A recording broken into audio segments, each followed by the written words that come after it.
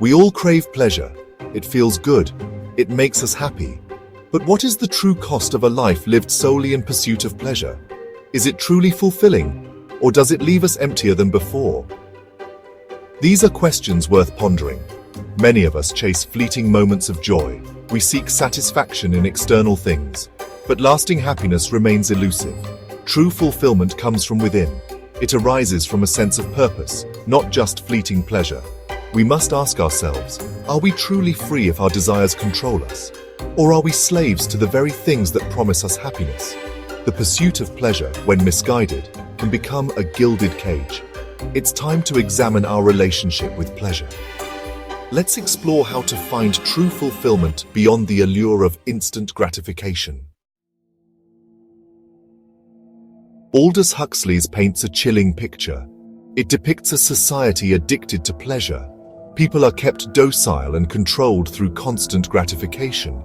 They have sacrificed freedom and individuality for a life of manufactured happiness. Huxley's message is clear. Pleasure can be a tool for control.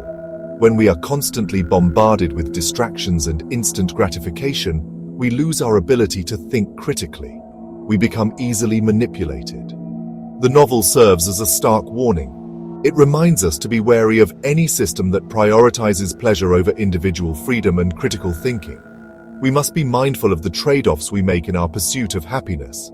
Are we heading towards a similar fate? With the rise of technology and its addictive nature, the lines between reality and Huxley's dystopia are blurring. We must be vigilant in safeguarding our freedom of thought and action. The drug soma provided instant happiness. It numbed people from feeling pain, sadness, or discontent. Today, our smartphones have become our soma. They offer endless entertainment, social connection, and instant gratification. But this constant stimulation comes at a price. We are losing our ability to sit with discomfort. We are becoming increasingly impatient and dependent on external validation. Our attention spans are dwindling. Just like soma, technology can be both a blessing and a curse. It has the power to connect and inform us, but it can also be used to manipulate and control us. The key is to use technology consciously and intentionally. We must not let it use us. We work hard, buy new things, and chase experiences, all in the pursuit of happiness.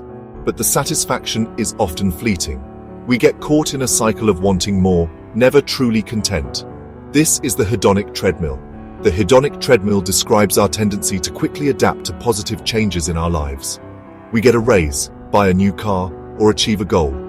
The initial excitement fades, and we return to our baseline level of happiness. This cycle can be incredibly frustrating. It can leave us feeling empty and unfulfilled. We strive for more, but the finish line keeps moving.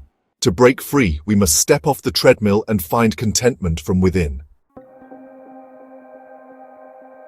We live in an age of unprecedented convenience and material abundance. Yet rates of depression and anxiety are on the rise. How can this be? Why are we not happier? Studies show a correlation between the decline in mental well-being and our modern lifestyles. Social isolation, constant comparison on social media, and the pressure to achieve contribute to this trend. The very things that were supposed to make our lives easier and better may be contributing to our unhappiness. It's time to reevaluate our definition of progress.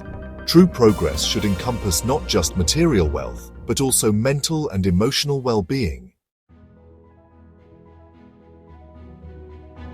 Section 6. Finding Meaning, Viktor Frankl's Path to Freedom. Viktor Frankl, a Holocaust survivor, found meaning in the midst of unimaginable suffering. He believed that humans are driven by a will to meaning, a deep-seated desire to find purpose in life. This purpose, he argued, is essential for our well-being. Frankl's message resonates deeply in our modern world. When we lack a sense of meaning, we become susceptible to the allure of fleeting pleasures. We seek fulfillment in external things, rather than looking within. Finding our purpose is not always easy. It requires introspection, self-awareness, and a willingness to explore our values. But the rewards are immeasurable. A life filled with purpose is a life filled with meaning, resilience, and true fulfillment. Section 7. The Attention Economy. A marketplace of cravings. Our attention is a valuable commodity. In the digital age, companies compete fiercely for it. This has led to the rise of the attention economy, where our cravings for pleasure and novelty are constantly exploited. Social media platforms, streaming services, and news outlets are designed to keep us hooked. They use algorithms to personalize content, feeding us a constant stream of information and entertainment tailored to our preferences. This constant stimulation can be overwhelming. It fragments our attention and makes it difficult to focus on what truly matters.